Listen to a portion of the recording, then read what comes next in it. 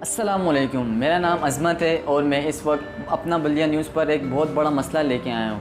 یہ مسئلہ 7 نمبر قبرستان کے سامنے عیدگاہ گراؤنڈ کا ہے، جو بالکل کچھرے سے بھرا پڑا ہوا ہے۔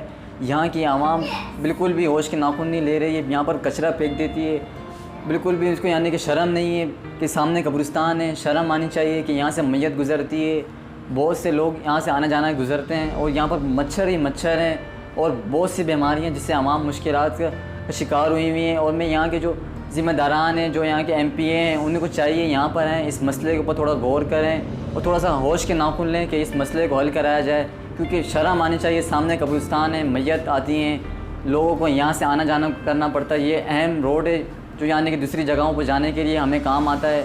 بالکل بھی یہ شرم آنی چاہیے ہمارے یہاں کے ایم پی اے کو۔ یہاں پہ کتنی گندگی ہے، آنے جانے میں بہت دشواریاں ہیں، پیدل چلنے میں اس سے زیادہ مشکلات ہیں۔